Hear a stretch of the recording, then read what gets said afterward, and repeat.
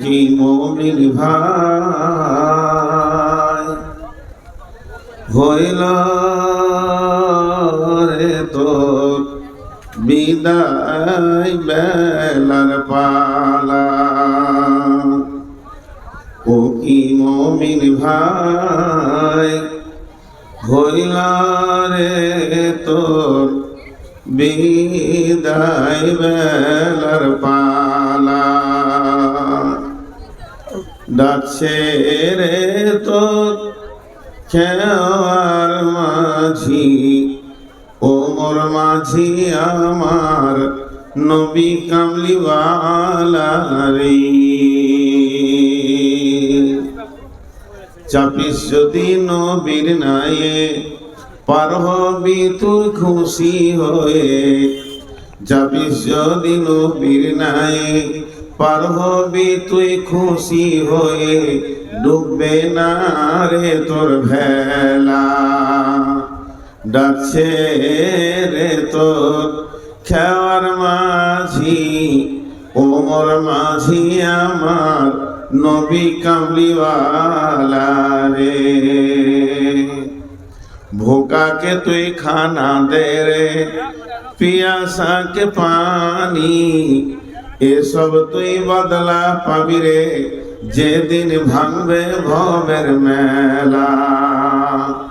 ও কি মুমিন ভাই, ও কি মুমিন ভাই ডাকছে রে তোর খেওয়ার মাঝি নবী কামলিওয়ালা।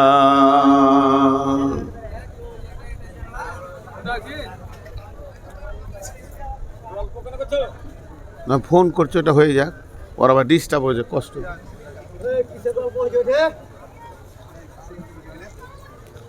শ্রদ্ধেয়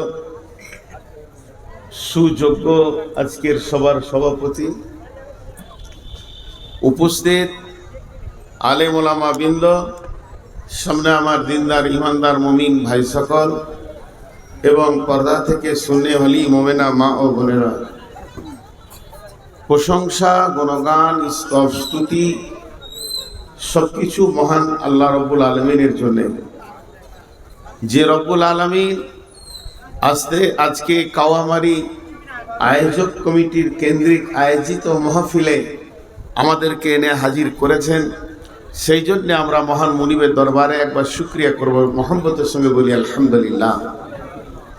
দরুদ ও সালাম বর্ষিত হোক আখিরি নবী মুহাম্মদুর রাসূলুল্লাহ সাল্লাল্লাহু আলাইহি সাল্লামের উপর। আল্লাহুম্মা আমিন, আল্লাহুম্মা সাল্লি আলাইহি, আল্লাহুম্মা বারিক আলাইহি।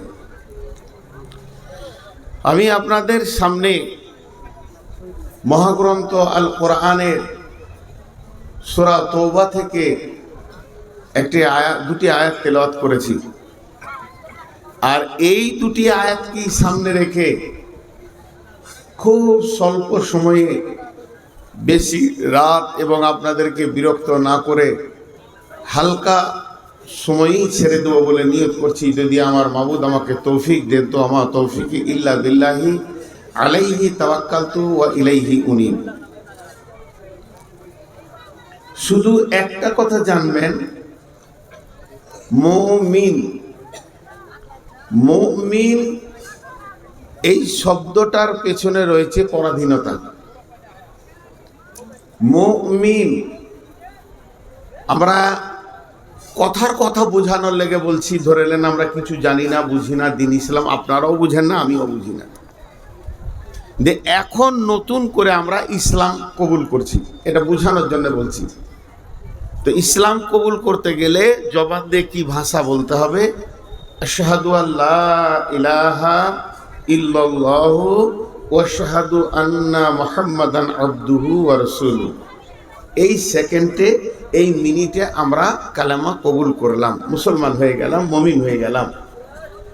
আমরা যে মুমিন মুসলমান হয়ে গেলাম, তো সঙ্গে সঙ্গে যখন আমি কালেমাটা পড়লাম, এই কালেমাকে যখন বিশ্বাস করলাম, তো সঙ্গে সঙ্গে আমার দুটো জিনিস আমার কাছ থেকে হাত ছাড়া হয়ে আরেক জায়গায় চলে গেল।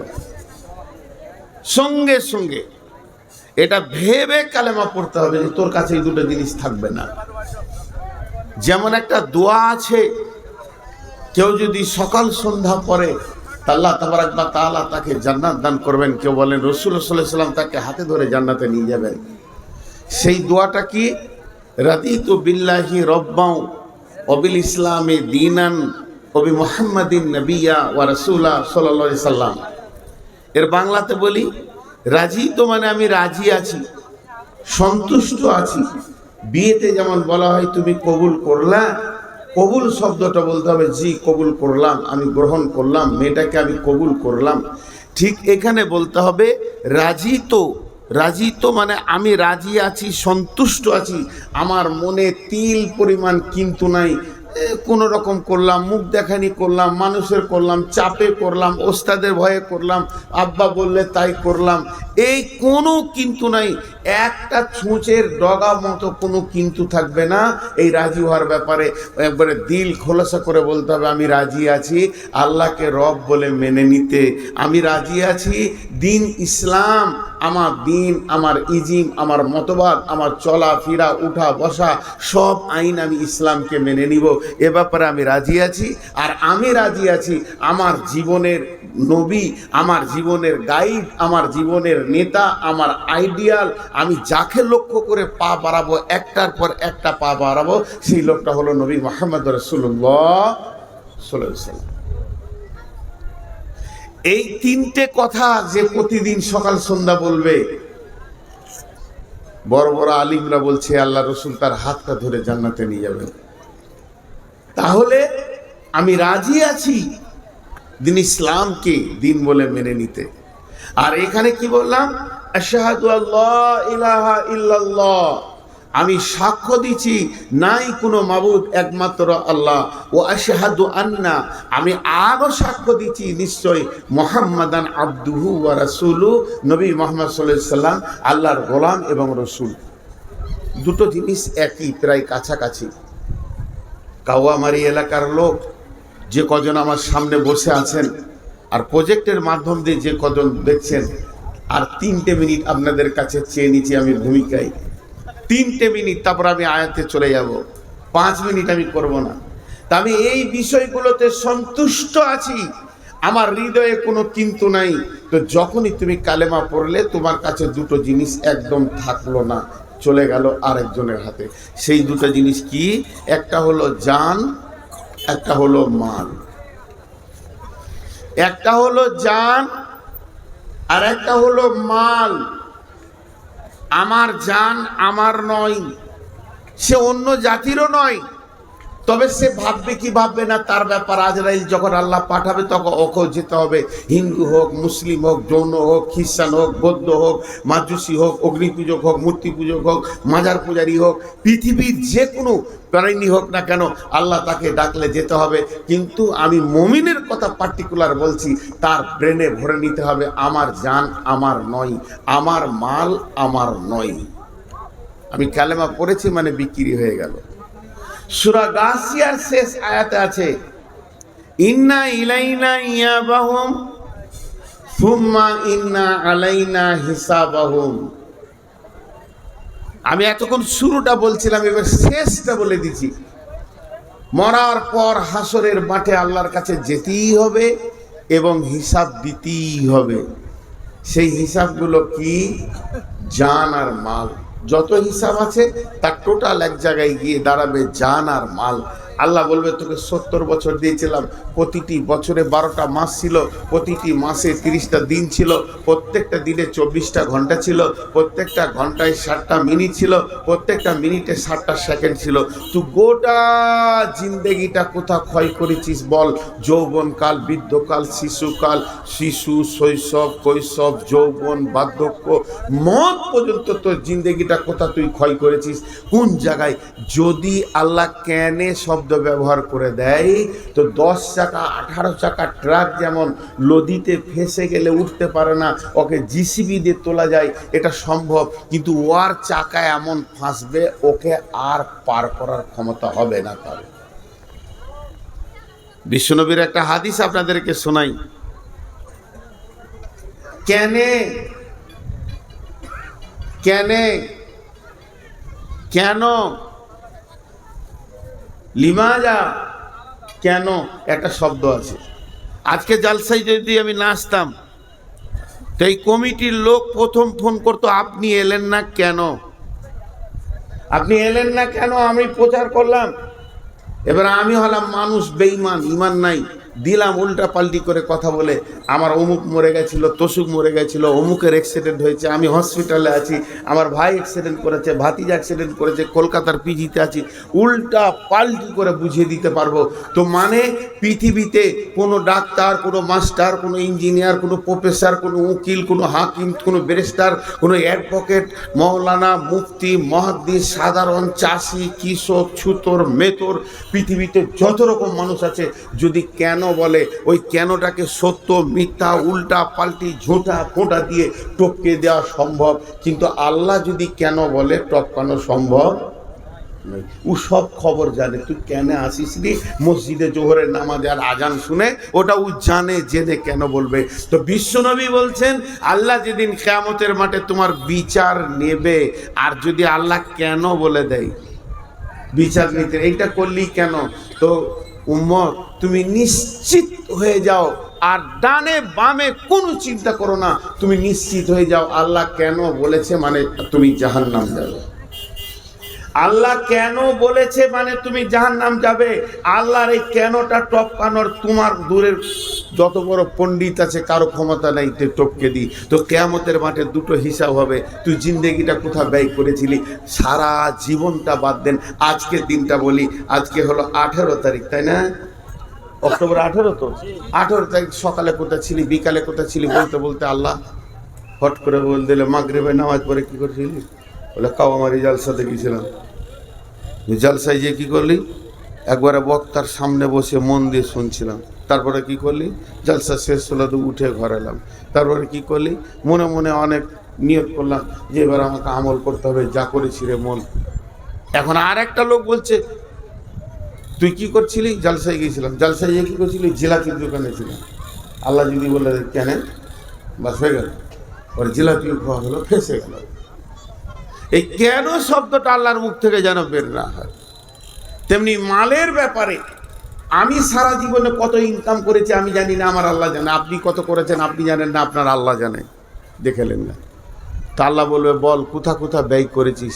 এই ব্যয় করতে করতে করতে মাদ্রাসায় দিয়েছি, মসজিদে দিয়েছি, ছেলের পেছনে করেছি, মেয়ের পেছনে পড়েছি, আব্বার ওষুধ এনেছি, মায়ের চিকিৎসা করেছি, দাদা দাদি ছিল তাদের পেছনে খরচা করেছি, রাস্তায় ফকিরদেরকে দিয়েছি, বিধবাকে দিয়েছি, এতিমকে দিয়েছি, আবারকে দিয়েছি, একে দিয়েছি, গ্রামে মসজিদে ছাড়ডালাই হয়েছিল ওখানে দিয়েছি। বলতে বলতে থাকেন আর আল্লাহ শুনতে থাকবে, দিয়ে বলবে যে হরিশ্চন্দ্রপুরে কালী পূজা হচ্ছিল, রাস্তায় গেড়েছে 10 টাকা দিচ্ছে। আল্লাহ বলবে কেন, হয়ে গেল আর 5,000 কোটি টাকা মসজিদে দিয়ে দিলে মাদ্রাসায় আর ভালো জায়গায়, আর 10 টাকা খালি ফেসে গেল কেন। আল্লাহ কি বলছেন, এবার আমি আয়াতে যাচ্ছি। ওরা মাঝে মাঝে ফুটবে নাকি, তাহলে তোমাকে পানি খেতে হবে, জবার ফুটবে, গান শুকিয়ে যাচ্ছে। কাউ আমারই মনে হয় 3 বার আসা হয়ে গেল, কাউ আমারই 3 বার আসা হলো, কিন্তু একটা কাউকে মরতে দেখিনি। এরা বলছে কাউয়া মারি, কিন্তু একটা কাউয়াকে মারেনি। ইঁদুর মারতে পারে না, আবার কাউয়া মারবে। তো আল্লাহ কি বলছেন, বিসমিল্লাহির রহমানির রহিম, ইন্নাল্লাহা আশতারা, ইন্নাল্লাহা আশতারা মিনাল মুমিনিনা আমওয়ালাহুম আনফুসাহুম ওয়া আমওয়ালাহুম বিআন্না লাহুমুল জান্নাহ। এতক্ষণ যে কথাটা বললাম এর তর্জমা দেখেন। আল্লাহ বলছেন, মা আমার বোন আমার, হালকা করে ধৈর্য ধরলেই বুঝতে পারবেন আল্লাহ কি বলছে, উঠবেন না। খুব গুরুত্বপূর্ণ বিষয় আপনাদের সামনে ধরেছি। আল্লাহ তাবারাক ওয়া তাআলা বলছে, মুমিন রে, ইন্নাল্লাহা আশতারা, নিশ্চয় আল্লাহ কিনে নিয়েছেন, আল্লাহ ক্রয় করে নিয়েছেন, আল্লাহর অধীনস্থে চলে গেছে মিনাল মুমিনিনা, মুমিনের কাছ থেকে, আনফুসাহুম, তাদের জানকে, তোমাদের জানকে, ওয়া আমওয়ালাহুম, তোমাদের মালকে, বিআন্না লাহুমুল জান্নাহ, জান্নাতের বিনিময়ে।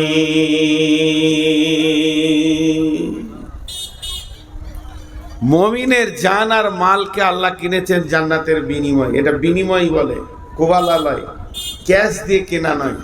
এই জায়গাটা আপনি টাকা দিয়ে কিনেছেন আলাদা কথা, আর বিনিময় কিনা হয়। এই ঘরটা যার, জায়গাটা আপনার, ওকে আপনি বলছেন ভাই তোর বাড়ির পাশে আমার 3 কাঠা ডিহি আছে, দিয়ে দে, আর আমার বাড়ির পাশে তোর 3 কাঠাটা আছে, দিয়ে দে। এটা বিনিময় হলো। লিখতে যাবে তখন 2টা দাগ ধরে বলবে এরা দুজন বিনিময় করছে। আল্লাহ তাবারক ওয়া তাআলা কাফেরের সঙ্গে ব্যবসা করতে চাননি, জালেমের সঙ্গে করেননি, ফাসিকের সঙ্গে করেননি, মুনাফিককে বিশ্বাস করেননি। আজ যদি আমি হরিশ্চন্দ্রপুরের মাটিতে কোনো একটা ইন্ডাস্ট্রিজ এরিয়া করি কিংবা কোনো একটা ফ্যাক্টরি করি, তো এলাকার একটা ছেলে আমাকে নিতে হবে গায়ের শক্তির জন্যে। ওই ছেলেটা যখন আমি চয়েস করব, 5 জনকে জিজ্ঞেস করব ছেলেটা কেমন, ছেলেটা বেঈমান ইমানদার। লোক যদি বলে মাতাল, ওয়াদা ঠিক নাই, বেঈমান, কোটি টাকার বিজনেসে, তাকে আমি কোনদিন সঙ্গী শেয়ার বানাবো না, শেয়ার হোল্ডার নেব না। আল্লাহ তাবারক ওয়া তাআলা সেই জান্নাত, যে জান্নাতের মাউদুস সাউতি খায়রুম মিনাদ দুনিয়া ওয়া মা ফিহা, জান্নাতের একটা ঘোড়ার কোড়া রাখা পরিমাণ জায়গা, দুনিয়া এবং দুনিয়া থেকে সমস্ত মালের থেকে উত্তম। ওইটা আল্লাহ তাবারক ওয়া তাআলা বিনিময় করবেন। কাকে করবেন? কাফের, ফাসিক, মুনাফিক, জালিম, মুশরিককে নয়। আল্লাহ বলতে যে মুমিন হবে, আমার নজরে যার ঈমান থাকবে, তার সঙ্গে আমার বিনিময় বিজনেস চলবে। আমি তাকে জান্নাত দেব এবং তার জান আর মাল আমি গ্রহণ করব।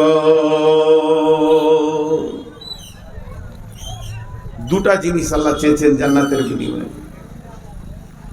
আল্লাহ কোরআনে দলিল লিখে দিয়েছেন জান্নাতের। কে সই করবেন করেন, আল্লাহ বলেছে। আয়াতটা একটু পরে বলছে আল্লাহ, তোরা কে সই করবি আয়, আমার এই বিনিময় বিজনেসে তোরা কে সই করবি আয়। এই কথাই আল্লাহ ব্যবহার করছেন। তাহলে 2টা জিনিস কিনে নিল। এবার আমি একটা উদাহরণ দিব, মিসাল। উদাহরণটা মাথায় রাখেন। আপনার ঘরে একটা বড় খাসি আছে, খাসিটা দেখে আমাকে খুব ভালো লাগলো। আমি খাসিটা আপনার কাছে পরিপূর্ণ টাকা দিয়ে কিনে নিলাম। আপনি বলেছেন 40,000, আমি 40,000 থেকে 1 টাকা কম দিইনি, কিনে নিয়েছি। এখন খাসি আমার। বর্ধমান নিয়ে যেতে আমার অসুবিধা হচ্ছে, তা আমি খালি আপনাকে বললাম ভাই 6টা মাস রাখবেন, প্রতি মাসে আমি 500 টাকা করে আবার দিব, আরও 3,000 দিব। কিন্তু খাসি আমার থাকবে আপনার ঘরে, মাস আমার যখন ইচ্ছা যাবে আমি নিয়ে চলে যাব। মনে মনে একটা নিয়ত করেছিলাম, কি জানেন, একটা নিয়ত করেছিলাম যে ওইটা খাসিটা আমার বেটির বিয়ের সময় জবাই করব, আর আমার বিয়ের লোকদেরকে খাওয়াবো। এখন 6 মাস পর ওর বিয়ে দিব, কিন্তু হঠাৎ মাস 2-1 মাথায় খাসিটার দরকার পড়ে গেল। কেন? যে আমার নাতনির নাম রাখবো, আকিকা দিব। আমি এসে নিয়ে চলে যাব, দেখি ভাই খাসিটা দেন। তখন আপনি না বলতে পারবেন না, যেহেতু আপনি বিনিময় নিয়ে নিয়েছেন, শুধু রাখওয়াল হয়ে আমার খাসিটা রেখেছিলেন। আপনি না বলতে পারবেন না সকালে দিব না বিকালে দিব, বিকালে দিব না ভোরে দিব, এটাও বলতে পারবেন না। যখন আমি আসবো তখনই হাসতে হাসতে খাসিটা আমার ঘাড়ে হাতে ধরিয়ে দেবেন। আল্লাহ তাবারক ওয়া তাআলা বলছেন, মুমিন রে, তোদের দুটি জিনিস, একটা হলো তোর ঘরে সঞ্চিত মাল, যে মালের মহব্বতে তুই পাগল হয়ে রয়েছিস ওই মালটা, আর একটা হলো তোর জান, আমি জান্নাতের বিনিময়ে কিনে নিয়েছি। অতএব আমার যখন প্রয়োজন হবে, এখন তোর কাছে রাখা আছে, যদিও তোর কাছে রাখা আছে, মালটা তোর নয়, মালটা হলো আমি আল্লাহর। আমি আল্লাহ যখন ওইটা চাইবো, সঙ্গে সঙ্গে ওটাকে তুই আমার হাতে হাওয়ালা করে দিবি।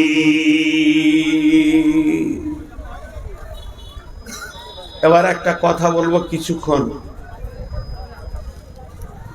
খুব ধ্যান দিতে হবে এখানটা। আমার জানমাল বিক্রি হয়ে গেছে।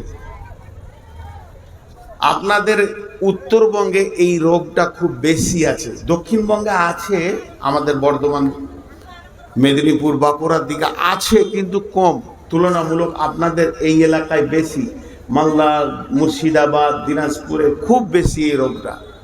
সেটা কি আমি আমাকে দিয়ে বোঝাচ্ছি। যখন আমার আব্বা আমাকে ফ্যামিলি থেকে সুন্দর করে বিয়ে দিয়ে, বউ দিয়ে আলাদা করে দিল, পৃথক করে দিল, তখন আমার মাল হচ্ছে আব্বার দেওয়া 5 বিঘে জমি আর সামান্য মাল নিয়ে আমি পৃথক হলাম। তারপরে আমি ইনকাম শুরু করলাম, মসজিদে থাকি, মাদ্রাসায় থাকি, ইমামতি করি, মুদারিসি করি, বক্তব্য রাখি, রাখতে রাখতে রাখতে রাখতে আমার এখন বয়স হয়ে গেল 54। আমি এই 54 বছর বয়সে দেখছি এখন আমি 10 বিঘে জমির মালিক, আর আমার আছে ক্যাশ 20-50 লাখ টাকা, এতগুলোর মালিক। এবার করেছি কি, আমি এই মালটাকে আমি মনে মনে ভাবছি, আল্লাহ আমাকে পুত্র সন্তান দেননি, আমার মেয়ে আছে, তাহলে আমি যদি মরে যাই তাহলে ভাতিজারা ভাগী হবে। মেয়ের নামে 10 বিঘে লিখে দিলাম, 8 বিঘে লিখে দিলাম, আর টাকাগুলো বেঁকে দিয়ে দিলাম। আমার সম্পদ, আমার মালকে একজনকে ফাঁকি মেরে একজনকে দিয়ে দিলাম, আমার 3টে বেটা।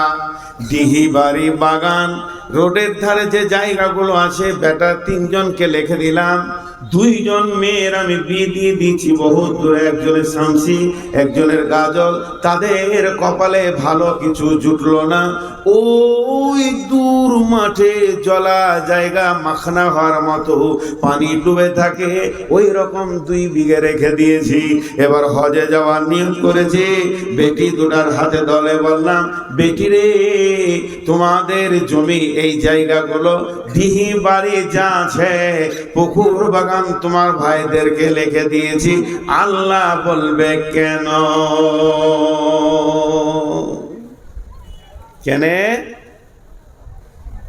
কোরআনের একটা অনুশীলন আছে, একটা চ্যাপ্টার আছে, একটা অধ্যায় আছে, একটা বক্তব্য আছে আল্লাহ, যে আমি নূর মোহাম্মদ মরলে আমার মাল কে কতটা পাবে। খুব বোঝার চেষ্টা করেন,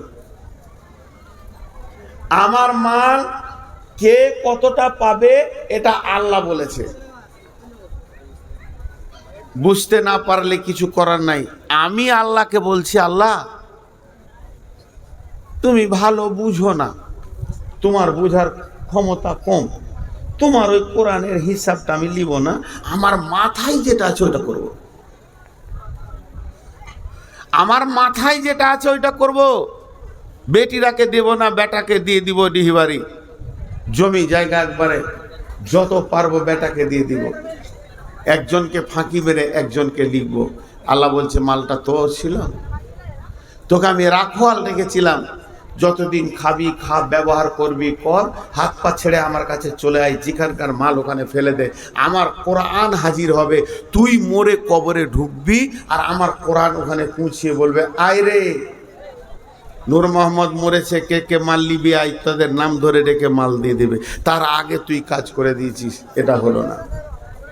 ভাইরা আমার, কার্বন কাগজ, একটা কাগজ পাওয়া যায় যেটা কার্বন দিয়ে থাকে, কালো কিংবা নীল, সাদা কাগজের উপরে যদি কার্বন কাগজ দেওয়া হয়, তার উপরে যদি আর একটা সাদা কাগজ দেওয়া হয়, কার্বন পেপার আপনি যেগুলো লিখবেন নিচের পেপারে ওগুলো উঠে যাবে। যেদিন আপনি হরিশ্চন্দ্রপুরে রেজিস্ট্রি অফিসে গেছিলেন 2025 সালে অক্টোবরের 18 তারিখে বেলা 11টায় বেটিদেরকে ফাঁকি মেরে বেটাকে লিখে দিয়েছেন, ওই দিনই নিচে কার্বনে আর একটা রেজিস্ট্রি হয়ে গেছে। আল্লাহ নবী বলছেন বিসমিল্লাহির রহমানির রহিম, মান কাতা আমিরা সাওয়ারিসিহি কাতা আল্লাহু মিরাসাহু ফিল জান্নাতি ইয়াউমাল কিয়ামা। যে লোকটা ওয়ারিসের মালকে ফাঁকি দিয়ে বেটির মাল ফাঁকি দিল, দে আর একজনকে লিখে দিল, একে দিল না, তাহলে ওর কি হলো? ওই একই ডেটে তার জান্নাতটা বিনিময়ে বিক্রি হয়ে গেল। ওই বেটি জান্নাতে বাস করবে আর বেটির জাহান্নামে বাপ চলে যাবে। অতএব শুনেলেন, আল্লাহ বলছে মাল তোর নয়, হিসাব করার দায়িত্ব আমি আল্লাহ তোকে দিইনি। মাল তোর নয়, তুই কি করবি? তোর যতটা দরকার আছে খা, তুই থাক, আয়েশ কর, চিকিৎসা কর, বিক্রি কর 2 বিঘে, ব্যাঙ্গালোর চলে যা, কিডনি চেঞ্জ করে নিয়ে আসগা, তোর যত দরকার আছে করে যা, কিন্তু লেখালেখি করবি না। মাফ করবেন, একবার ক্ষমা চেয়ে বলছি, আপনারা মুরব্বী আমার থেকে জ্ঞানী, বলেন আপনাদের দেশে এই সিস্টেমটা আছে না নাই?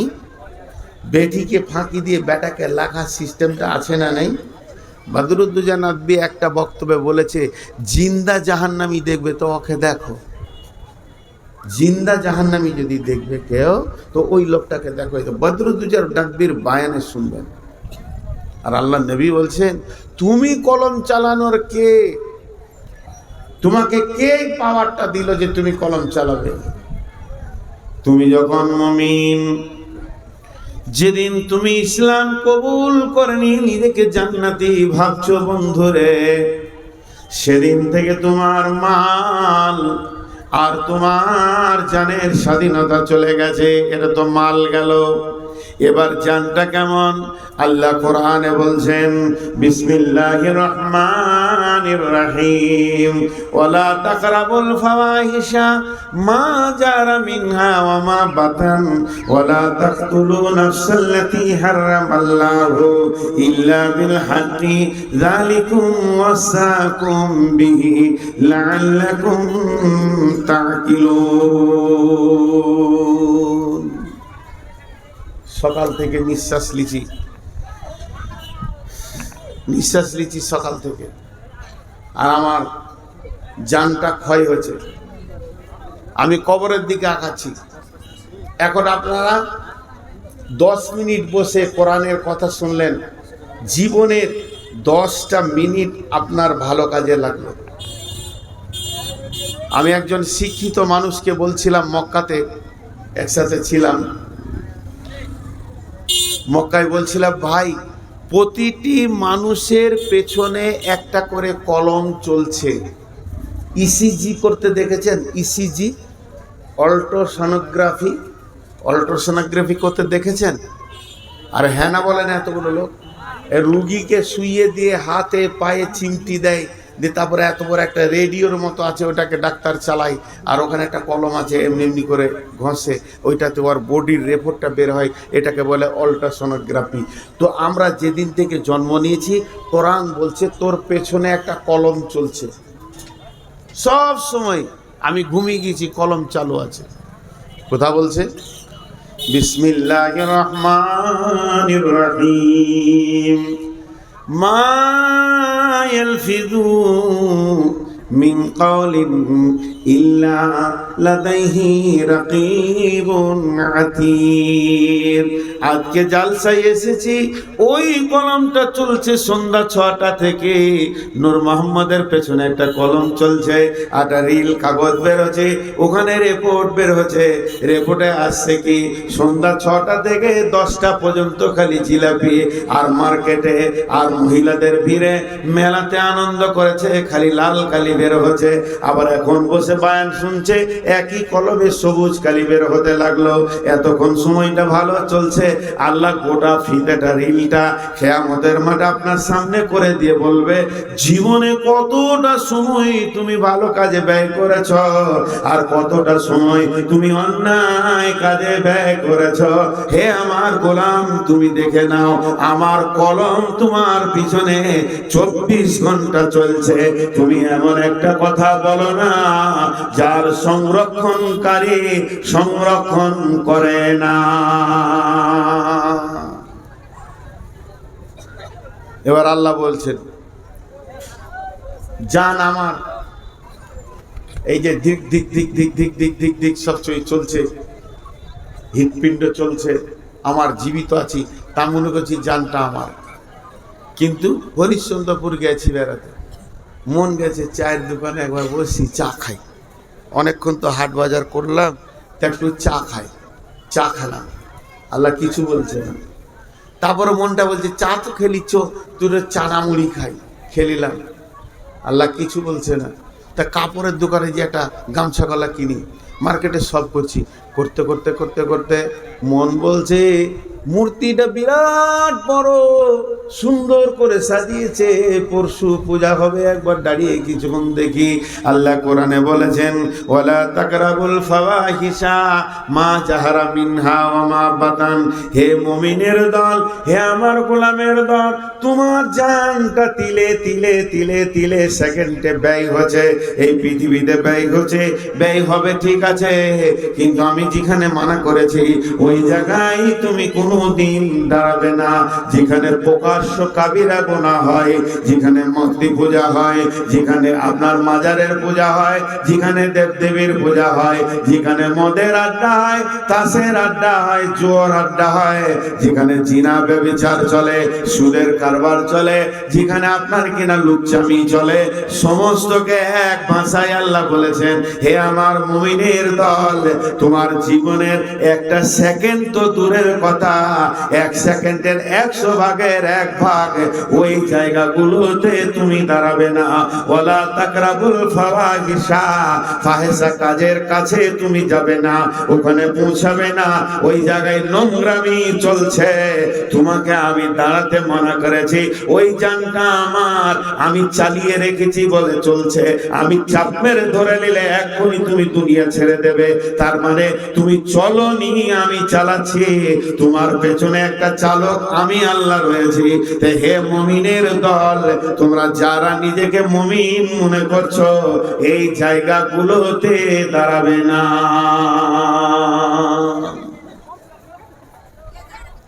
মানা করে দিলেন আল্লাহ, আর দাঁড়ানো যাবে না, কারণ জান আমার নয়, জানের মালিক যে সে মানা করে দিয়েছে, আমি পারবো না ভাই। আজকে জালসা চলছে, একটা কমিটি আছে, কমিটির একটা হেড আছে, সেক্রেটারি আছে, সেক্রেটারি বলে শেখা ওখানে, খবরদার কাউকে ফ্রিতে একটা ডেলিগেট দিবি না, 1 টাকা কমে দিবি না। আপনি কি বলবেন? ভাই আমি পারবো না, সম্ভব নয়, পারমিশন নাই। ঠিক ওই রকম জান আর মাল, জান এমন জিনিস আপনি নিজের মন মতো ব্যয় করতে পারেন না নিজের জানকে। মা বোনেরা, যেখানে নোংরামি, ওই জায়গায় বসতে পারেন না, ওই জায়গায় যেতে পারেন না। হে আমার সন্তানের দল, যে জায়গায় আমাকে আল্লাহ মানা করেছে ওই জায়গায় আমি যেতে পারবো না। তারপর আল্লাহ কি বলছেন? ইউকাতিলুনা ফি সাবিলিল্লাহি ফায়াকতুলুনা ওয়া ইউকতালুনা ওয়া'দান আলাইহি হাক্কান ফিত তাওরাতি ওয়াল ইনজিলি ওয়াল কুরআন। এই জায়গাটা বুঝতে হবে। আল্লাহ বলছেন, ইউকাতিলুনা ফি সাবিলিল্লাহি ফায়াকতুলুনা ويقتلون وعدا عليه حقا في التوراة والإنجيل والقرآن ومن أوفى بعهده من الله فاستبشروا ببيعكم الذي بايعتم به وذلك هو الفوز العظيم।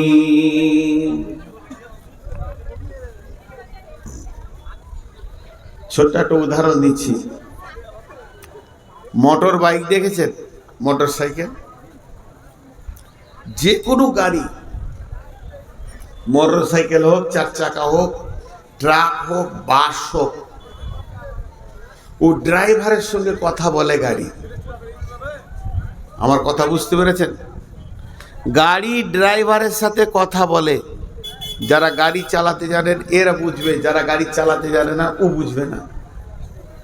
গাড়িতে আপনি চেপেছেন, স্টার্ট করেছেন, গাড়ি যখন চলতে শুরু করবে তো ড্রাইভারের সাথে কথা বলবে। রাস্তা দেখে ড্রাইভারকে বলবে ফার্স্ট গিয়ার দে, সেকেন্ড গিয়ারে দে, এবার টপে দে, রাস্তা ভালো। আবার যখন দেখবে যে বাম্পার আসছে, কোনো রাস্তাঘাটে ছেলে পিলে গরু ছাগল আছে, গাড়ি বলবে ব্রেক কর, টিপে ধর, থামা, আবার দ্বিতীয় গিয়ার দে, এবার তিনবার দে, টপে দে। তো যতক্ষণ গাড়ি চলে ড্রাইভারের সাথে গাড়ির একটা অ্যাডজাস্টিভ কথা হতে থাকে। বুঝতে পেরেছেন? বাস চালালেও দেখবেন ড্রাইভার তখনই first gear, second gear, third gear করতেই আছে, আর বাস চলছে। তার কারণ রাস্তা এবং রাস্তার পজিশন আর গাড়ি আর ড্রাইভার তিনটে মিলিয়ে চলে। ওকে চিঠি দিতে হয় না, চিঠি দিতে হয় না, কাউকে বলতে হয় না এখন সেকেন্ড গিয়ার দে, কাউকে মাইকিং করতে হয় না, কোম্পানির তরফ থেকে খবর আসে না। পাকা ড্রাইভার রাস্তা দেখলে বুঝে নেয় যে রাস্তা কি বলছে, আমার গাড়ির গিয়ার কত নম্বর দিতে হবে। আমি কথাটা বললাম, এটা বুঝতে পেরেছেন? আমি কথাটা জীবিতদেরকে বললাম না মৃত্যুদেরকে? একটা তো উত্তর চেয়েছি ভাই। যারা ড্রাইভার তারা বুঝতে পেরেছেন? আমি যে উদাহরণটা দিলাম সেটা আপনারা বুঝতে পেরেছেন? হ্যাঁ, কিন্তু এত চুপ কেন? বাংলাদেশে ডিসেম্বরে যাব, ওখানে জালসা করে একটা মজা, মুখ খুলে ঠিক বলেছেন, বলতে হবে, আরো আগ্রহ লাগে কথা বলতে। আর এখানকার শ্রোতাদেরকে গরম করাই যায় না, মুখ খুলবেই না ও।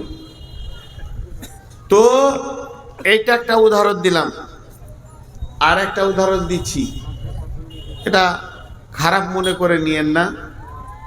মুখ দিয়ে মানুষ কথা বলে, কিন্তু মুখটাকে যদি বন্ধ করে দেওয়া হয় চোখেও কথা হয়। চোখে কথা বলে কারা? প্রেমিক প্রেমিকারা।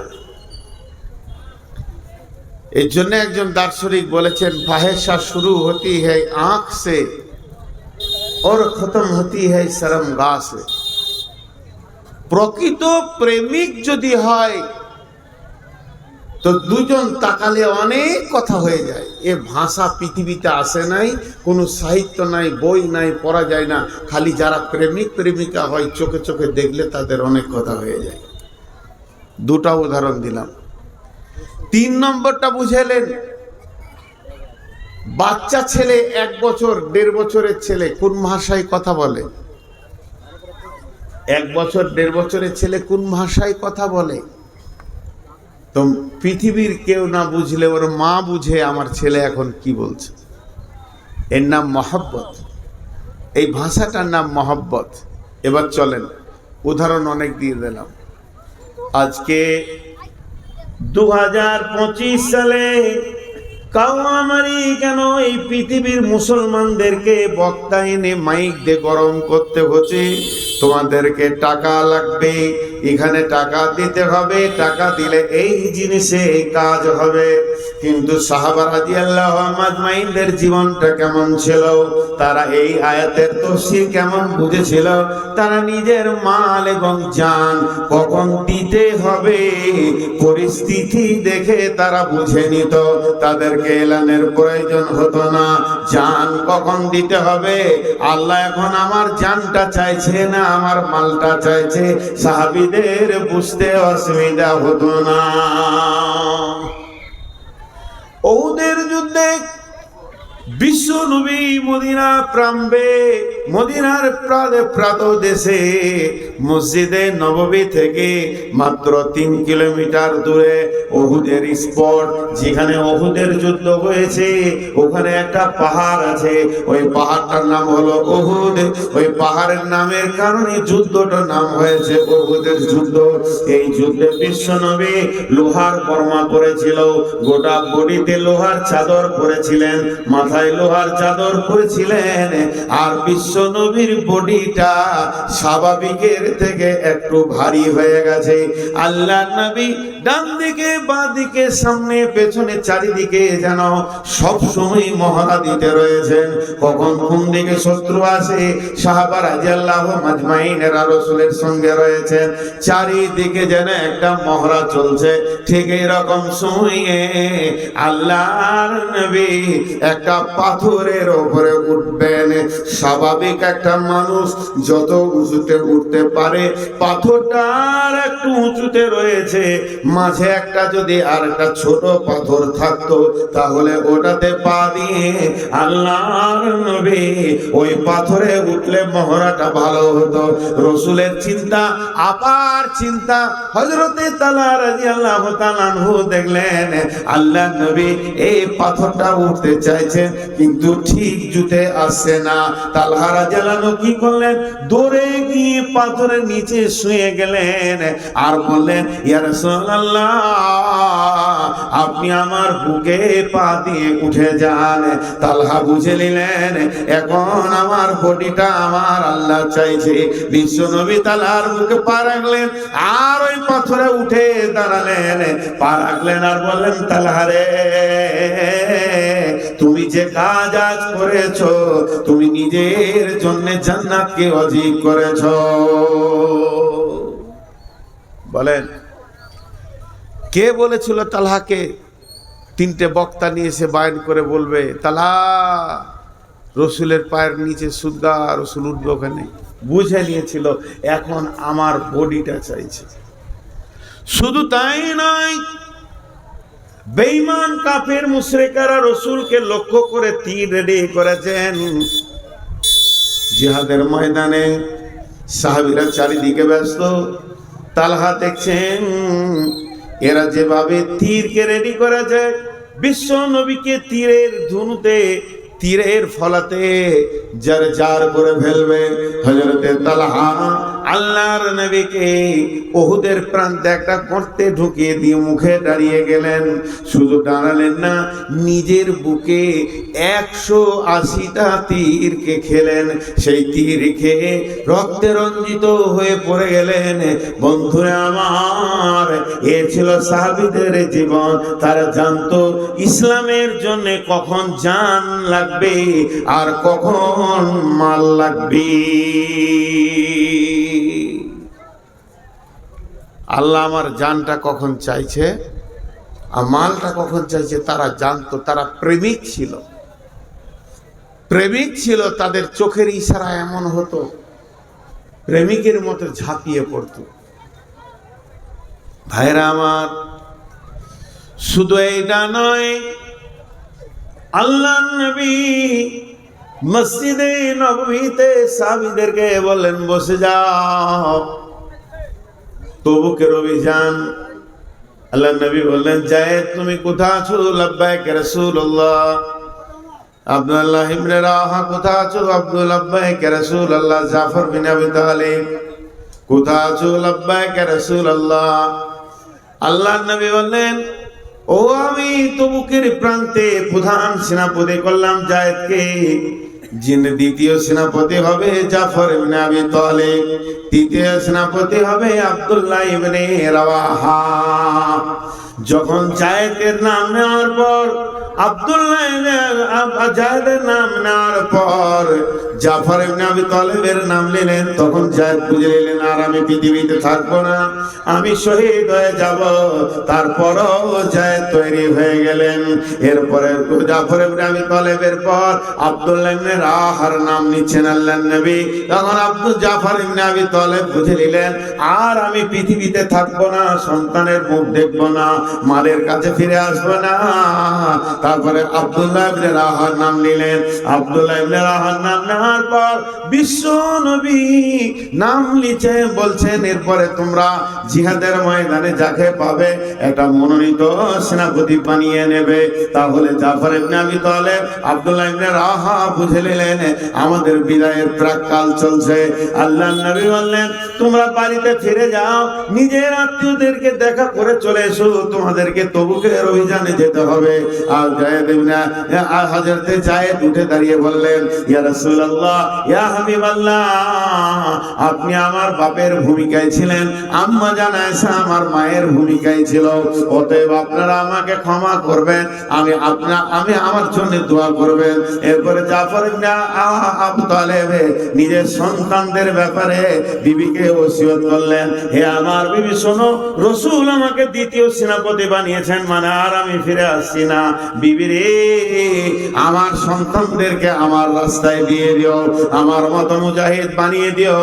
এই বলে জিহাদের ময়দানের দিকে দৌড়তে লাগলেন। এরপরে আব্দুল্লাহ ইবনে রাওয়াহা বিবিকে বলছে তেলাওয়াত বন্ধ করো, তোমার সঙ্গে আমার জান্নাতে দেখা হবে। তবে শুনে নাও হে আমার বিবি, আমাকে রাসূল মুতার প্রান্তে তৃতীয় সেনাপতি বানিয়েছেন, আমি এখন আল্লাহর রাস্তায় চলে যাচ্ছি, আমি শহীদ হয়ে যাব, তোমার সঙ্গে আমার জান্নাতে দেখা হবে। এই বলে বেরিয়ে গেলেন। তিনটে শহীদ হয়ে মুতার প্রান্তে তারা দুনিয়া থেকে চলে গেলেন। তারা জানতেন ইন্নাল্লাহা আশতারা মিনাল মুমিনিনা, আমরা মুমিন, আমরা আল্লাহকে জান দিয়ে দিয়েছি। ইকাতিলুনা ফি সাবিলিল্লাহ, আল্লাহর রাস্তায় নিজেদেরকে জান দিতে হবে। আয়াকতুলুনা ওয়া ইকতালুনা, হয় আমরা কতল হয়ে যাব, না হয় কতল করব। এই আল্লাহর রাস্তায় দাঁড়িয়ে হয় তুমি কতল হয়ে যাও, না হয় তুমি বিপক্ষকে কতল করে দাও। ওয়া ইকতালুনা ফি সাবিলিল্লাহ, আল্লাহর রাস্তায়। তারা জানতো কখন জান দিতে হবে, তাদের এটা জানা ছিল, জানা নাই আপনার আর আমার। ভাইরা আমার,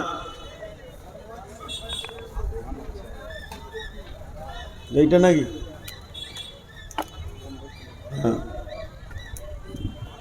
জান মাল এমন একটা জিনিস আমাদের বিক্রি হয়ে আছে। হযরতে জায়েদ রাদিয়াল্লাহু তাআলা না শহীদ হয়ে গেলেন, পতাকা নিলেন জাফর ইবনে আবি তালিব। জাফরের ডান হাত কেটেছে, বাঁ হাতে করে ধরেছে, বাঁ হাত কেটেছে, দুই পায়ে করে জড়িয়ে ধরেছে, পা কেটে দিয়েছে, দাঁতে করে ইসলামের পতাকাকে ধরে আছে। তারা জানতো যে আমাকে কেন বানানো হয়েছে, আর আমাদের কিছুই জানা নেই। মাল কখন ব্যয় করতে হয় তারা জানে। ভাইরা আমার, মাল হযরতে উসমান গনি, আল্লাহ তাবারক ওয়া তাআলা উসমান গনিকে মাল দিয়েছিলেন, তিনাকে মালের সম্ভার দিয়েছিলেন, তিনাকে গনি বানিয়েছিলেন, ধনী বানিয়েছিলেন। তিনি ইসলামের তৃতীয় খলিফা ছিলেন।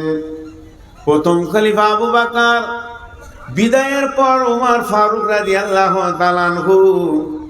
ওমর যেদিন বিদায় নিলেন, হযরতে উসমান গনি খলিফা হলেন। ওসমান একজন খলিফা, ওসমান একজন মুমিন মুসলমান, ওসমান একজন মাওলানা। শুধু তাই নয়, ওসমান হলেন রাসূলের জামাতা, যুনুরাইন, রসুলের দুই মেয়েকে উসমান বিয়ে করেছিলেন। একটা মরে যাওয়ার পর জামাইটা কত প্রিয় ছিল, রসুল দ্বিতীয় বিটি দিয়ে দিলেন। তার নাম হচ্ছে হযরতে ওসমান গনি রাদিয়াল্লাহু তাআলা আনহু।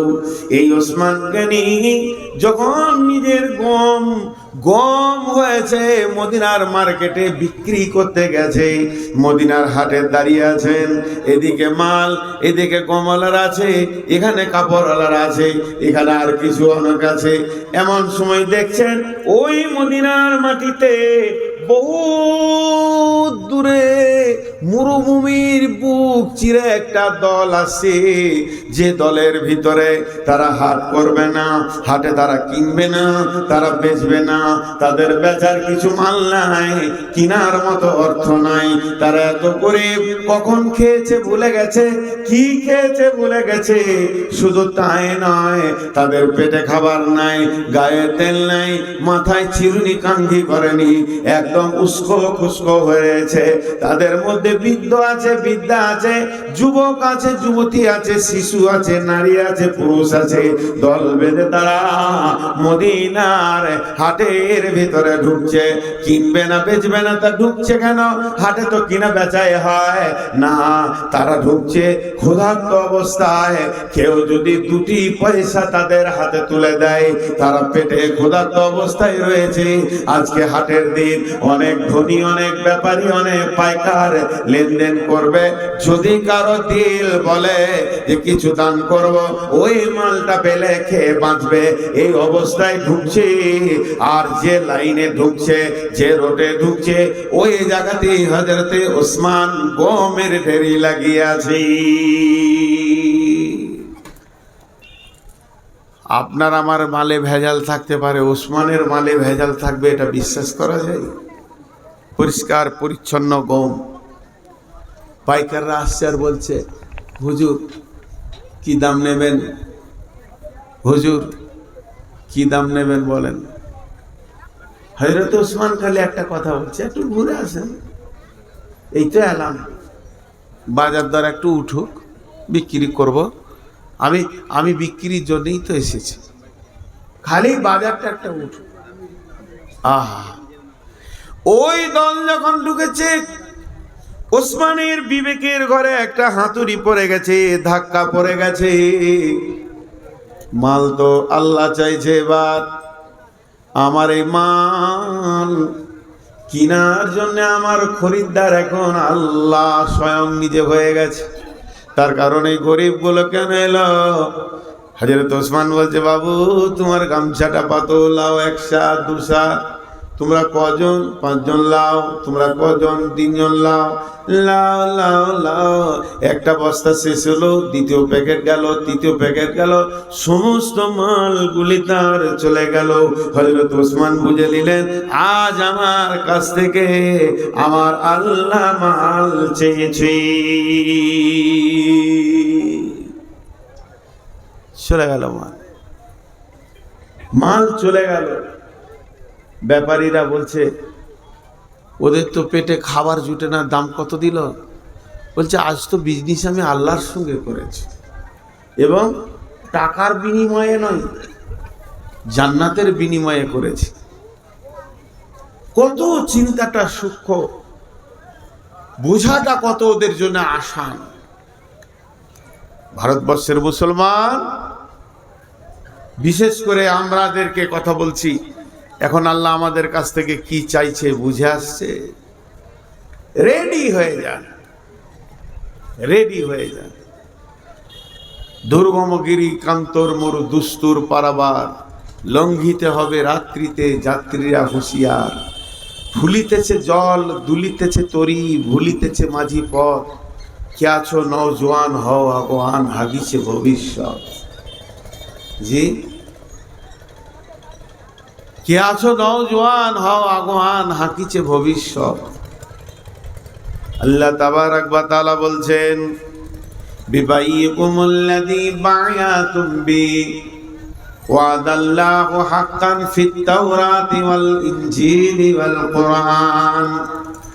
এই ওয়াদাটা আমি শুধু কোরআনে করেছি তা নয়, এই প্রতিশ্রুতিটা আমি তৌরাতে দিয়েছি, ইনজিলে দিয়েছি, আবার কোরআনে দিলাম। মুসলমান তোমরা শোনো, পূর্বপুরুষ থেকে জান মাল আল্লাহ কিনে রেখেছেন, তোমরা জান মাল এনে আমাকে দেবে আর আমি তোমাদেরকে জান্নাত দেব। এই ওয়াদাটা শুধু আজকে নয়, ফিত তাওরাতি ওয়াল ইনজিলি ওয়াল কোরআন, তাওরাতে করেছে, ইনজিলে করেছে, কোরআনে করেছে। অতএব মুসলমান তুমি রেডি হও তোমার মাল আল্লাহর জন্য। টেবিলটা দেখতে পেয়েছিস না?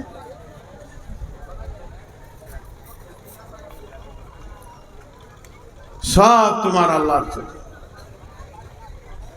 বুঝে নিতে হবে আল্লাহ এখন কি চাইছে। দেখেন, যে সাহাবীগুলোই বুঝেছিল তাদের ইতিহাস কি। ওই যে তালহা রাদিয়াল্লাহু তাআলা আনহু রাসূলের জন্য পাথরের নিচে শুলেন, শুধু তাই নয় 180 খানা তীর নিজের বুকে নিলেন, রসুলকে একটা লাগতে দেননি। এই তালহা রাদিয়াল্লাহু তাআলা তখন মরে যাননি, তার অনেক পরে মারা গেছেন। যেদিন তালহা মারা যান, আল্লাহর নবী জানাজা পড়েন এবং লাশ কবরে যখন রাখা হয়, বিশ্ব নবী বলছেন, এই আল্লাহ, আমার তালহাকে আমার কাছে ছিল, তোমার কাছে দিলাম। আর আমি নবী মুহাম্মদ সাল্লাল্লাহু আলাইহি সাল্লাম বলছি, আমার তালহা যেদিন তোমার ইসরাফিল সূর ফুঁকবে আর কিয়ামতের মাঠে উঠবে লাব্বাইক দিয়ে, সেই দিন আমার তালহা আর তোমাকে দেখে হাসবে আর তুমি আমার তালহাকে দেখে মুচকে হাসবি। হরিশ্চন্দ্রপুর স্টেশনে আপনি গিয়েছেন কেন? আপনার এক বন্ধু আসছে কলকাতা থেকে, ট্রেন থেকে নেমেই দেখবেন দুইজন মুখে মুখে দেখা হলে মুচকি হাসি হবে, হাসিটা অটোমেটিক আসবেই। তো এই যে প্রেম, কত মহব্বত, যেটা কঠিন কিয়ামতের দিন, সেই দিন তালহা যখন উঠবে তো আল্লাহ তালহাকে দেখে মুচকে হাসবে আর তালহা আল্লাহকে দেখে হাসবে। এর থেকে সৌভাগ্য আর কি হতে পারে? ভাইরা আমার, মাল গ্রহণ করা যেমন ইসলামের জন্য মাল ছেড়েও দিতে হবে। আব্দুল্লাহ যুল বাতাজাইন একটা সাহাবীর নাম, ওর নাম ছিল আব্দুল উজ্জা। লাত, মানাত, উজ্জা, হোবল এগুলো হচ্ছে দেবদেবীর নাম। আমাদের যেমন এখনকার যুগে দুর্গা, গণেশ, কালী মূর্তির নাম, আগেকার ছিল তাদের দেবদেবীর নাম ছিল লাত, মানাত, উজ্জা, হোবল। উজ্জা একটা ঠাকুরের নাম, উজ্জা একটা ঠাকুরের নাম। আমার বাড়িতে যদি কোনো সন্তান হয় তো আপনি খুশি করে নাম রাখলেন আব্দুল্লাহ। দুটো শব্দ, আব্দুল্লাহ, আব্দুল্লাহ দি মিলিয়ে আমরা বলি আব্দুল্লাহ। আব্দুল্লাহ নামটা রেখে আমরা খুশি হই। আব্দুল্লাহ মানে জানেন, আল্লাহর গোলাম। ওরা বাপ বলতে চাইছে আমার ছেলেটা আল্লাহর গোলাম। তোর বাপের বোনটা খুব খুশি হচ্ছে যে আমি ছেলেটাকে আল্লাহর গোলাম বানালাম। তো আব্দুল উজ্জা যখন জন্ম নেই তো ওর বাপ নাম রেখেছে আব্দুল উজ্জা। উজ্জা একটা ঠাকুরের নাম, তাহলে ওর বেটা হলো উজ্জা ঠাকুরের গোলাম। যেমন অনেক হিন্দু ভাইদের নাম আছে কালী দাস, কালীর দাস, সে দাসত্ব করবে, এর জন্য নাম রাখা হয়। তো ওর নাম রেখেছে আব্দুল উজ্জা।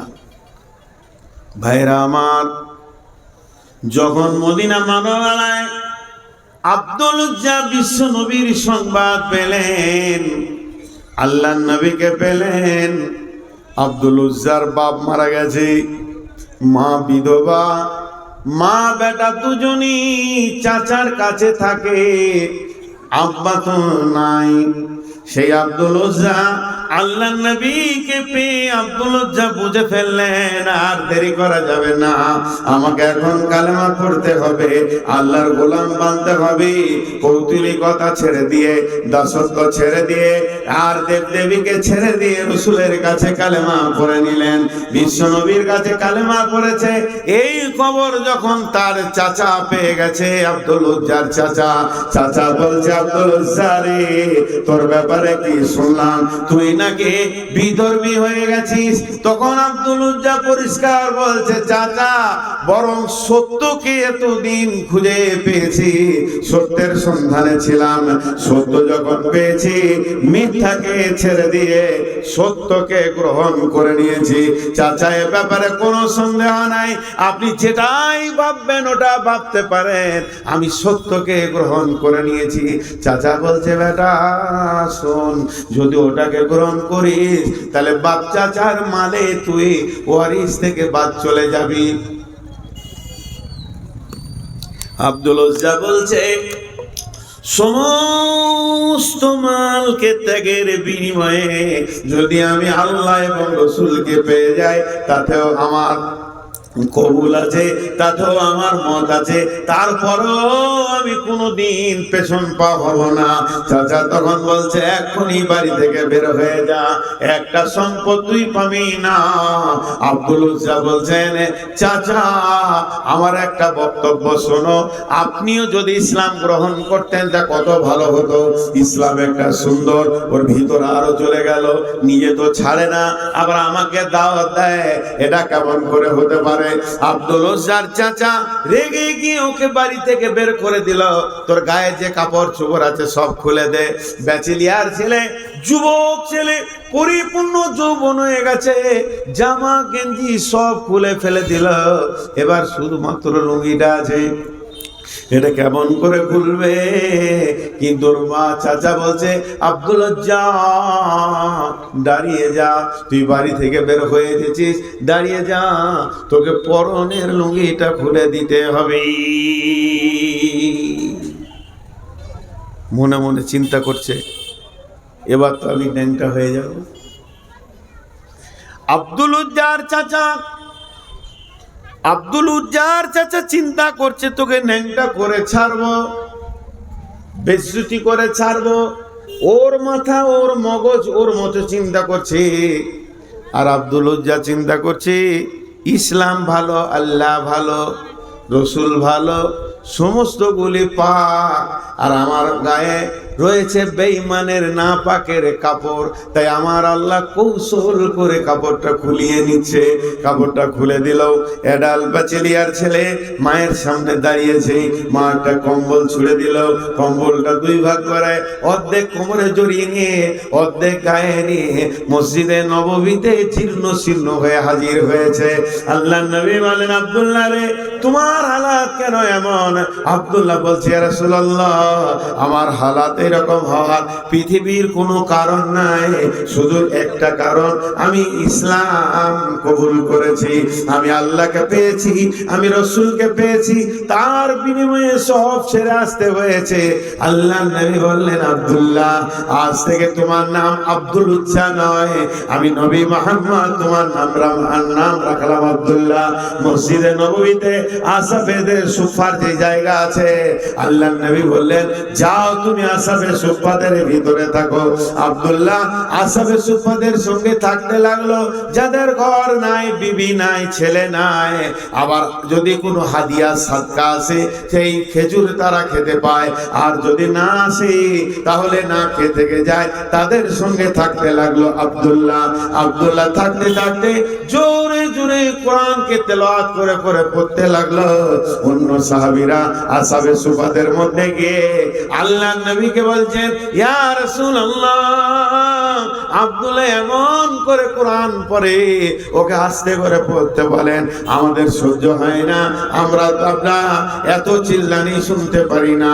বিশ্বনবী বললেন, তোমরা ধৈর্য ধরে নাও, আমি আব্দুল্লাহকে মানা করতে পারবো না, কারণ আব্দুল্লাহ বহু ত্যাগের বিনিময়ে আজকে ইসলামের ভিতরে এসেছে। এই লোকটা কি করে বুঝলে যে আমাকে জান দিতে হবে? মুতার যুদ্ধে মদিনাতে এলান হয়ে গেল, যার কাছে যা আছে মাল মসজিদে নববীতে জমা করো।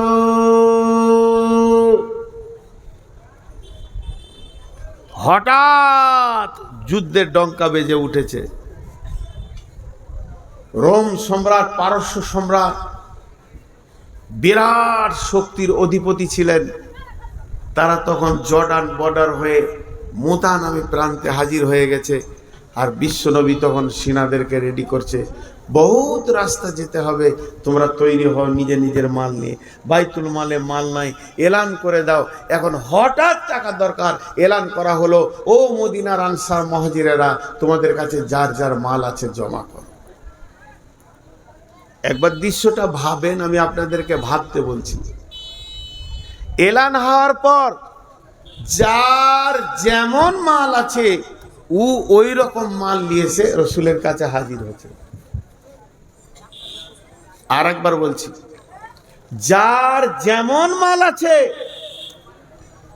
ওই রকম মাল নিয়েছে রসুলের কাছে হাজির হচ্ছে। আমি ওই আয়াতটা তাফসীরে আছি, অন্যদিকে মাথা নিয়ে যাবেন না। আব্দুল্লাহর কি আছে? তো ঘরও নাই, বাড়ি নাই, মসজিদে আসহাবে সুফফাদের সঙ্গে থাকছে। কিন্তু একটা মানুষের যেমন পেটে ব্যথা উঠলে, খুব পায়খানার চাপ দিলে উঠা বসা আর হুসফুস করে, আব্দুল্লাহ ওই অবস্থা করছে। কেন গো? মন দিয়ে শোনেন। আব্দুল্লাহ একবার দাঁড়াচ্ছে, একবার বসছে, একবার রসুলের দিকে দেখে, দুই পায়ে এগিয়ে যায়, আবার পেছিয়ে এসে বসে, আবার যেন উঠে দাঁড়ায়। আব্দুল্লাহ মনে মনে করে, হতভাগা আব্দুল্লাহ রে, তোর দুইটি কম্বল, এছাড়া নাই কোনো সম্বল।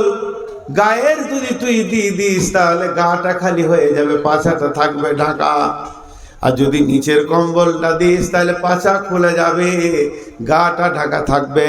তাহলে তুই কি দান করবি? আজকে মালের প্রতিযোগিতা লেগে গেছে, সাহাবীরা নিজের নিজের মাল নিয়ে মসজিদে মালের ঢেরি লেগে গেল। এখানে অমুকের মাল এলো, এখানে তসুকের মাল এলো, এখানে সে দিল, অমুক দিল, তসুক দিল, সবাই দিল। আব্দুল্লাহ রে, তোর নামটা কি এই লিস্টে আসবে না? তাহলে তোর তো আজকে একটা খেজুরও নাই, তুই সম্ভ্রান্ত ঘরের ছেলে, আজকে তোর মাল নাই, আজকে একটা খেজুরও থাকলে ওই মালের ওপরে চাপিয়ে দিতিস। এই জন্য একবার উঠছে, একবার বসছে, কোনটা দিব কোনটা রাখবো তাল পায় না। এই গরিব সাহাবীটা তালের মনের ভিতরের চাহিদাটা দেখেন, বুঝে নিয়েছে এখন আমার কোন জিনিসের দরকার। এই জন্য এরকম ছটফট করতে করতে এক সময় আব্দুল্লাহ এক পা দুপা করে রসুলের সামনে চলে গেলেন। রসুলের কাছে দাঁড়িয়ে আছে। আল্লাহ রসুল বলছে, আব্দুল্লাহ তুমি তুমি তুমি কেন? তার মানে তোমার তো মাল নাই, এখানে মাল লিয়া হচ্ছে, যারা মাল আছে তারা আসবে। তো ওইটা ঠিক এমনি করে বলছে, আব্দুল্লাহ তুমি। আব্দুল্লাহ মাথাটা নামো করে চোখের পানি ছেড়ে দিয়ে বলছে, ইয়া রাসূলুল্লাহ, ইয়া হাবিবাল্লাহ, আমি অনেকক্ষণ থেকে জানের বেচৈনে রয়েছি, আমি কি দিব খুঁজে পেলাম না, তবে এখন একটা মাল আমি খুঁজে পেয়ে গেছি।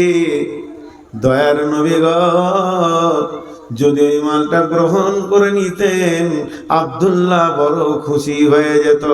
বিশ্বনবী বললেন, বলো। তখন আব্দুল্লাহ বলছেন, ইয়া রাসূলুল্লাহ, কম্বল দুটার মধ্যে একটা দেয়া যাচ্ছে না, এছাড়া আদার্স কোনো মাল নাই। অনেক চিন্তা করে দেখলাম আমার একটা জান আছে, আমাকে এই মুতার যুদ্ধে আমার জানটা দেওয়ার মতো সুযোগ দেন। আল্লাহর নবী বললেন, যাও, কবুল, তুমি ওই জিহাদে যাবে। এবার সমস্ত মাল রেডি হয়ে গেল, জিহাদে মাল। সাহাবীরা যখন বেরোতে শুরু করলেন, রসুলের সঙ্গে মোলাকাত করে আর এক এক করে বেরিয়ে যায়। এবার আব্দুল্লাহর পালা যখন পড়েছে, আব্দুল্লাহ বলছেন, রাসূলুল্লাহ, আপনি আপনার আব্দুল্লাহর জন্য দোয়া করেন, একে যেন আল্লাহ এর জানটা কবুল করে নেয়। আব্দুল্লাহর ঘাড়ে হাত দিয়ে আল্লাহর নবী বললেন, এই আল্লাহ, আব্দুল্লাহ বহু ত্যাগের বিনিময়ে দ্বীন ইসলামে এসেছে।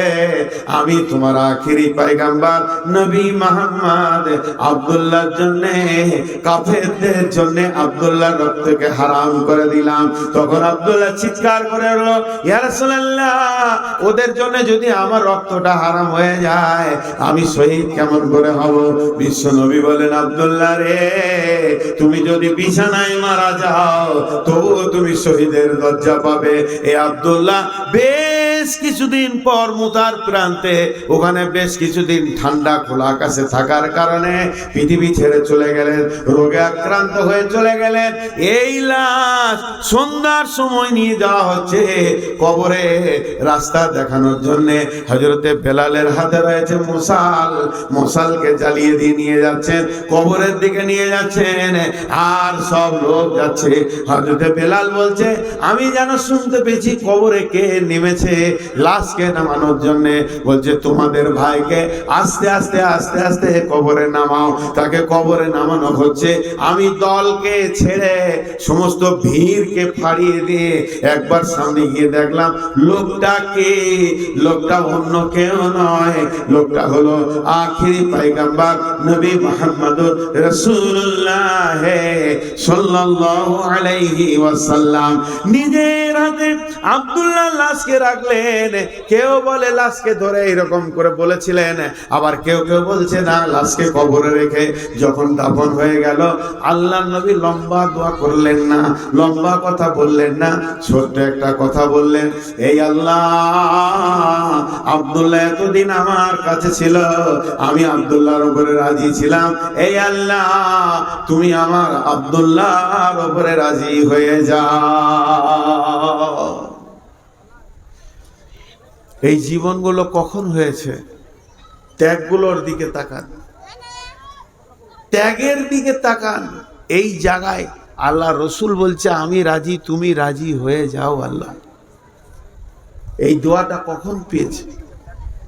জি ভাই, আজকে বক্তা শ্রোতা সবাই আমরা ইমান থেকে বহুত দূরে চলে গেছি। কি বুঝাবো, কি দিব, কি বুঝাবো, কি দিব খুঁজে পাই না। এর জন্য আমার শুরু ভূমিকায় ছিল, হে মুমিন, তোমার জান, তোমার মালকে আল্লাহ বলছে আমি জান্নাতের বিনিময়ে কিনে নিয়েছি। আজকে আমাদের জান, আমাদের মাল আর আমাদের হাতে নাই, কিন্তু আমরা বুঝি না।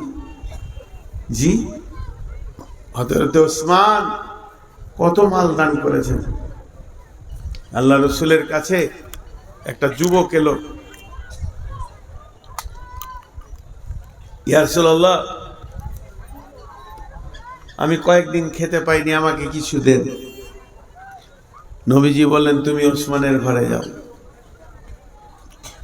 ওই যুবক ওসমানের বাড়ি গেল। ওসমান গনি ওর বিবিকে বকছে দেখে ফিরে এলো, রসুলকে বলছে, ইয়া রাসূলুল্লাহ, খুব বকাবকি করছে, যাও। এবার গেল ওসমানের ঘরে, দরজায় ধাক্কা দিল। ওসমান বেরিয়ে এলেন, জিজ্ঞাসা করছে, কি বাবু?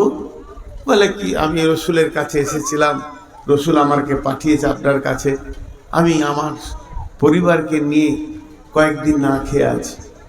হযরত ওসমান কিছু মাল দিলেন।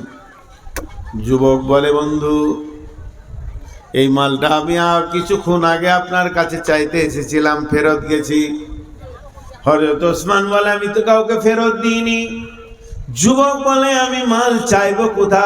দরজায় যখন এলাম আপনি আপনার বিবিকে বকছেন। আর বকার কারণটা কি? দুইখানা প্রদীপ জ্বেলেছে, একটা আলোতে হয়ে যাবে, একটা প্রদীপে হয়ে যাবে, দুইটা অতিরিক্ত জ্বেলেছে, এই জন্য আপনি বকছিলেন। আমার মন বলছে, যার ঘরে দুইটা প্রদীপ জ্বলে সে বিবিকে এত বকে, ওই লোক কি দান করতে পারে নাকি? এই জন্য আমি লজ্জায় পালিয়ে গেছিলাম, শরমে পালিয়ে গেছিলাম, আবার আমি ফিরে আসলাম। তখন হযরত ওসমান বলছে, বন্ধু, তুমি বলো, কিয়ামতের কিয়ামতের দিন হিসাবে লেনদেন চলবে, সেদিন হিসাব নেওয়া হবে, হিসাব দেওয়া হবে। আমি যেগুলো দান করছি এগুলো আমাকে আল্লাহ হিসাব দেবে, আর যেগুলো আমি খরচা করছি বাড়িতে এগুলো হিসাব আল্লাহকে আমাকে দিতে হবে। অতএব কিয়ামতের দিন হিসাব দেওয়ার থেকে হিসাব নেওয়া আসান। এর জন্য আমি খরচা করতে ভয় পাই, দান করতে ভালো লাগে। দান করতে ভালো লাগে। জি, মুমিনের গুণই হচ্ছে দান করা। মুমিনের গুণ হচ্ছে তার মাল থেকে আল্লাহ রাস্তায় বের করে দেওয়া। কোরআন শুরু করতে যে আল্লাহ বলেছেন বিসমিল্লাহির রহমানির রহিম, আল্লাযীনা ইউমিনুনা বিল গায়বি ওয়া ইউকিমুনাস সালাতা ওয়া মিম্মা রাযাকনাহুম ইউনফিকুন। ওই লোকটার ঈমান আছে, ওই লোকটার ঈমান নাই, এই লোকটা বেঈমান, ওই লোকটার ঈমান আছে। আল্লাহ বলছে শোনো, যার ভিতরে দুটি গুণ দেখবে জেনে নাও তার গায়েবের উপরে ঈমান আছে। আল্লাযীনা ইউমিনুনা বিল গায়বি, সে আল্লাহকে বিশ্বাস করে, ফেরেশতা বিশ্বাস করে, জান্নাত বিশ্বাস করে, জাহান্নাম বিশ্বাস করে। যেগুলো চোখে দেখলো না এগুলোকে বিশ্বাস করে। কি কাজ দেখলে বুঝতে পারবে সে পৃথিবীতে দুইখানা কাজ করবে। আল্লাযীনা ইউমিনুনা গায়েবের উপরে, অদৃশ্যের উপরে বিশ্বাস আছে কিনা। মুমিনের ঈমান আনার ব্যাপারে যতগুলো চ্যাপ্টার আছে 6টা 30-এর উপরে ঈমান আনতে হবে। তার মধ্যে কিছু গায়েব হচ্ছে, আল্লাহকে দেখলাম না ঈমান আনলাম, আপনার আখিরাত দেখলাম না, জান্নাত দেখলাম না, জাহান্নাম দেখলাম না, পুলসিরাত দেখলাম না, ফেরেশতা দেখলাম না, এর উপরে ঈমান আনতে হবে। এবার তুমি বুঝবে কি লোকটার মধ্যে ঈমান আছে কিনা। ঈমানদারকে দুই জায়গায় দেখা যাবে, আল্লাযীনা ইউমিনুনা বিল গায়বি ওয়া ইউকিমুনাস সালাতা, তারা সালাত আদায় করবে, ওয়া মিম্মা রাযাকনাহুম ইউনফিকুন, আবার নিজের রুজি থেকে আল্লাহর রাস্তায় দান করবে। এর জন্য প্রথমেই বলেছি মুমিনের মাল আল্লাহ জানকে কিনে নিয়েছে। এখানেও আল্লাহ বলছেন মুমিনরা সালাত করবে এবং আল্লাহর রাস্তায় দান করবে। মুমিনের দুটি গুণ থাকবে, দানটা একটা মুমিনের গুণ। গভীর রাত 12টা 1টা বেজে গেছে, তাহাজ্জুদের টাইম, হাজী সাহেব উঠেছেন তাহাজ্জুদ পড়ার জন্য, তখনও আল্লাহ দান করতে বলছে,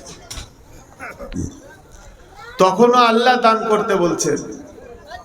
বিসমিল্লাহির রহমানির রহিম, তাতাজাফা জুনুবুহুম আনিল মাজাজি'i ইয়াদউনা রাব্বাহুম খাওফাও ওয়া তামা'আ ওয়া মিম্মা রাযাকনাহুম ইউনফিকুন। মুমিনরা কি করবে? শুয়ে আছে, গভীর রাত্রিতে উঠবে, বিছানা ছাড়বে, ওই রাতে উজু করে 2 রাকাত নামাজ পড়বে এবং তার রবকে ডাকবে ভয় আর আশার মধ্য দিয়ে, আল্লাহকে ভয় আর আশার মধ্য দিয়ে ডাকবে। সেই সাথে কি করবে? ও মিম্মা রাযাকনাহুম ইউনফিকুন, নিজের রুজি থেকে আল্লাহর রাস্তায় দান করবে। ভাইয়া, এখন একটা কথা বলি আপনাদেরকে, একটা কথা ধ্যান দিয়ে শোনেন। 5টা মিনিট বসেন, 5টা মিনিট আমি বক্তব্যের সারাংশটা গুটিয়ে দিই। আজ বক্তব্যের শুরুয়াত কি ছিল? মুমিনের জান মাল আল্লাহ কিনে নিয়েছেন। বক্তব্যের শেষ অংশ কি হলো? মুমিন গভীর রাতে কাঁদবে, তাও আল্লাহর রাস্তায় দান করবে।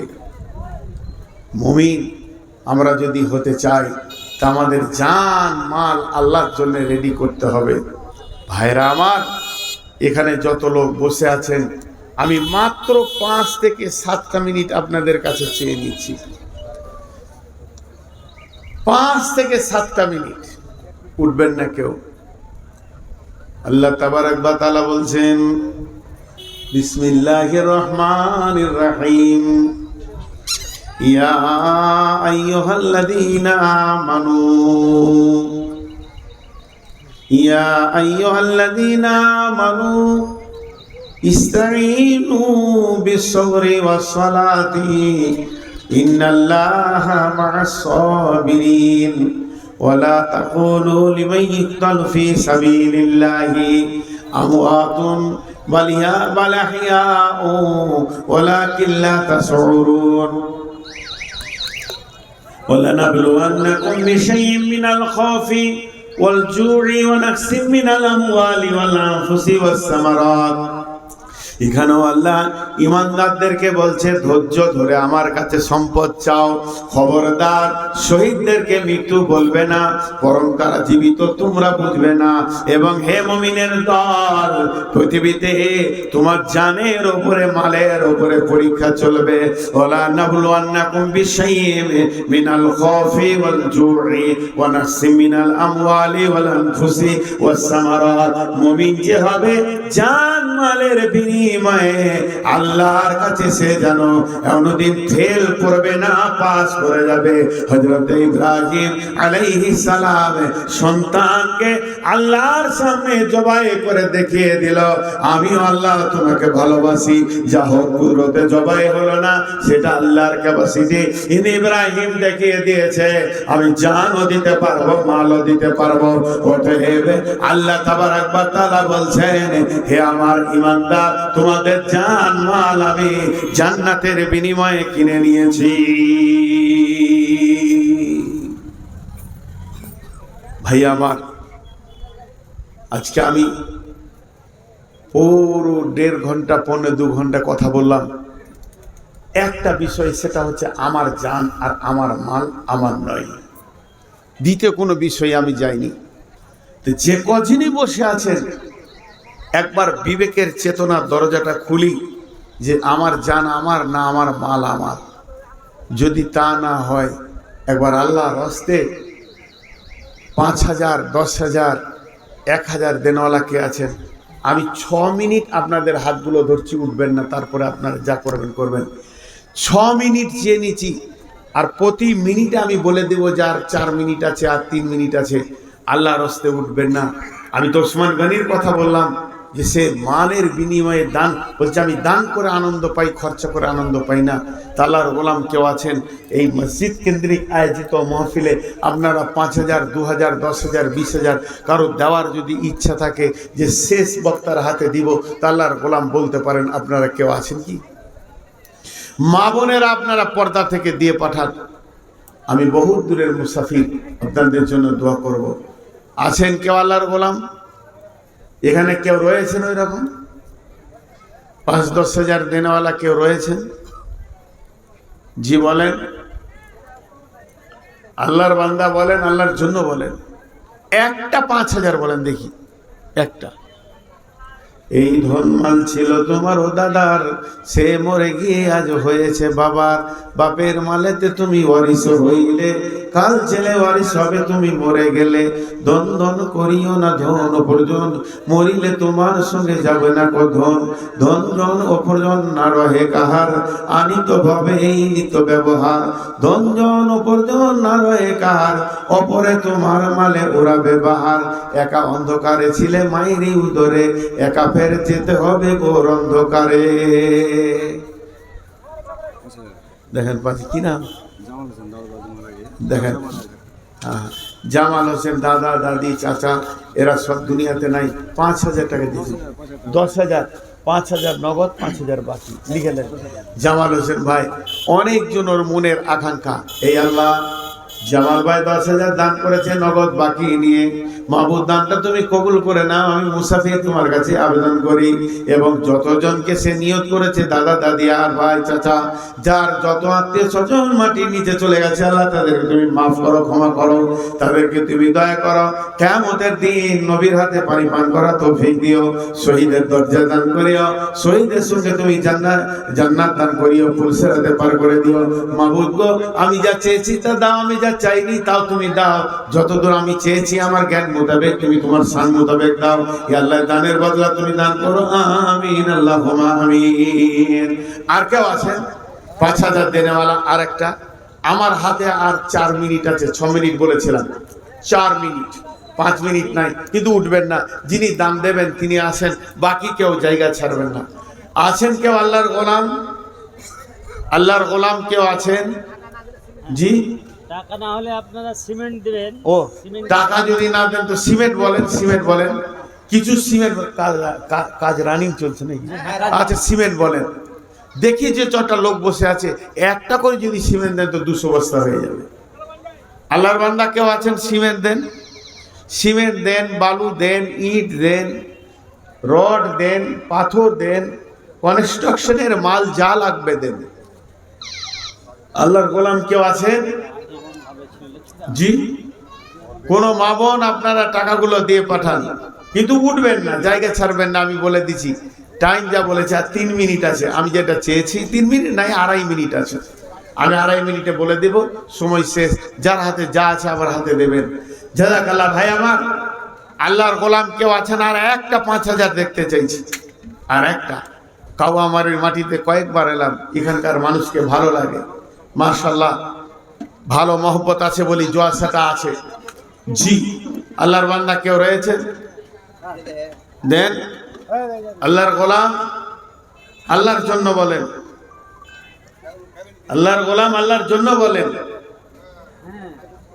জি, আর একটা দেন 10,000-এ কেউ? একজন দাঁড়ান, একজন। কত আছে? 5,000। 10 নয়, এটা 5,000। 5 বলি, ভুল করলাম নাকি রে?